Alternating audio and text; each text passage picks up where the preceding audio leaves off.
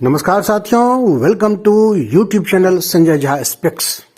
दोस्तों, मैं संजय झा चैनल की ओर से आप सभी का एक बार फिर से अभिवादन करता हूं। और आज दोस्तों हम बात करते हैं फिर से चीन की और चीन से बढ़ रहे तनाव की। और दोस्तों, इस तनाव के बीच कई अच्छी खबरें भी आई है।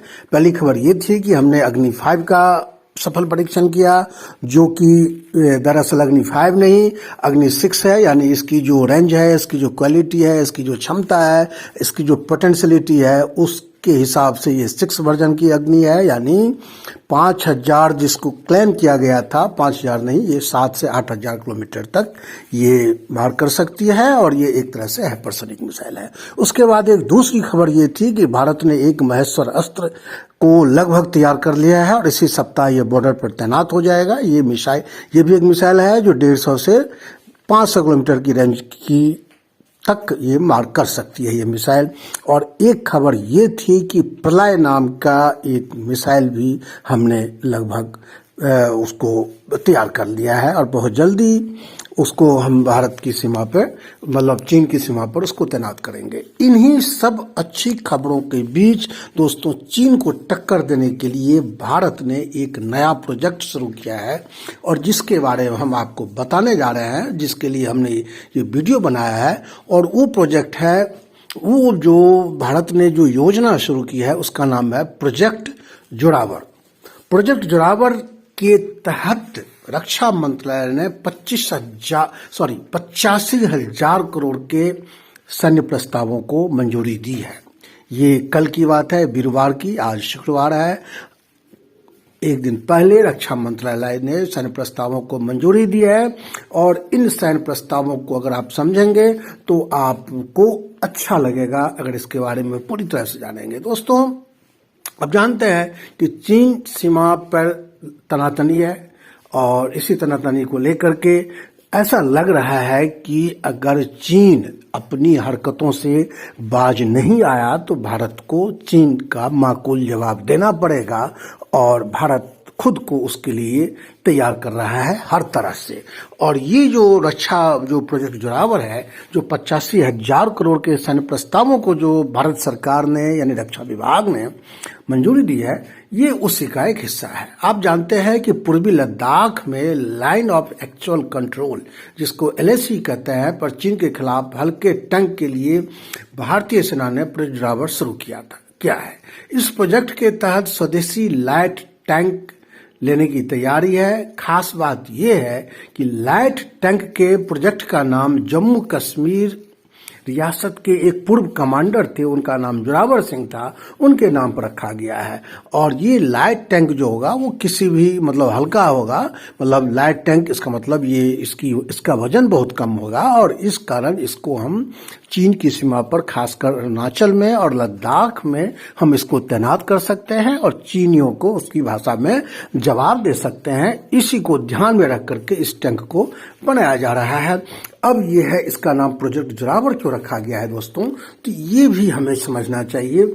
आपको जोरावर का जो थोड़ा सा पहले हम LAC के बारे में बता रहे हैं कि जल्द ही ये जो है तैयार होकर के भारतीय सेना में ये लाइट टैंक शामिल हो जाएगा। दरअसल भारतीय सेना के पास जो फिलहाल टैंक है वे प्लेन्स और रेगिस्तान के लिए है।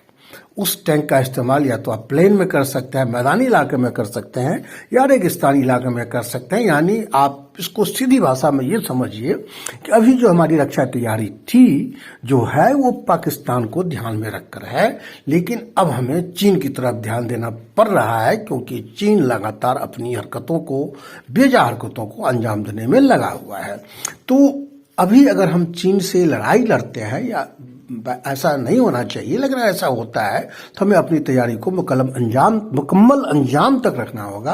और इसी में ध्यान करके अभी जो हमारे पास जो प्लेन्स और रेगिस्तान में चलने वाले जो टैंक है उसमें T-70 है या फिर T-90 है या अर्जुन है, ये सभी टैंक 45 से 70 टन के करीब इनका वजन है। जबकि अब जो प्रोजेक्ट जोरावर को हम बना रहे हैं वो इसका जो वजन है बामुश्किल 25 टन होगा। कहाँ 70 टन, 45 से 70 टन और कहाँ 25 टन। चीन से सटी एलएसी पर तैनात करने के लिए दुनिया के सबसे ऊंचे दर्रों से होकर गुजरना पड़ता है, ऐसा आप जानते हैं। ऐसे में T-70 या बाकी टैंक जो मेरे पास है उसको वहां तक ले जाना मुश्किल हो जाता है। तो इन्हीं दिक्कतों को ध्यान में रख करके हमने प्रोजेक्ट जोरावर को अपने सैन्य तैयारियों में शामिल किया है। और जो मीडिया की जानकारी के मुताबिक प्रोजेक्ट जोरावर के तहत हल्के टैंक में भारी टैंक की तरह ही फायर पावर तो होगी ही, साथ ही आर्टिफिशियल इंटेलिजेंस युक्त ड्रोन से भी इसे लैस किया जाएगा और ये हल्के टैंक ऊंचे पहाड़ों से लेकर दर्रों तक से भी निकाले जा सकते हैं, उनको वहां तैनात किया जा सकता है। और ये भी इसकी खामी है कि एलएसी लद्दाख से सटी एलएसी पर पहले ही लाइट टैंक तैनात कर रखे हैं चीन। हाँ, ये आपको बता दूं कि जो हमको इस तैयारी की जरूरत इसलिए पड़ी है कि चीन ने अपनी सीमा की तरफ भारत की ओर मुंह करके ऐसे कई सारे टैंक तैनात कर रखे हैं। तो उसके हिसाब से हमें इसकी जरूरत पड़ी है और हम इसको बहुत जल्दी तैनात कर लेंगे। अब बता रहा हूं कि इसका नाम ये समझिए कि प्रोजेक्ट जोरावर ही क्यों रखा गया है।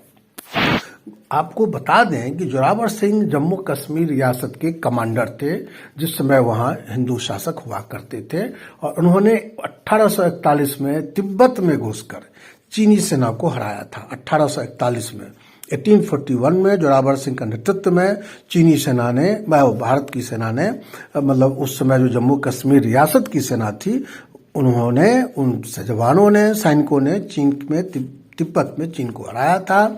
चीनी सेना को हराने के बाद जोरावर सिंह अपने सैनिकों के साथ हिंदुओं के पवित्र तीर्थस्थल कैलाश मानसरोवर गए थे।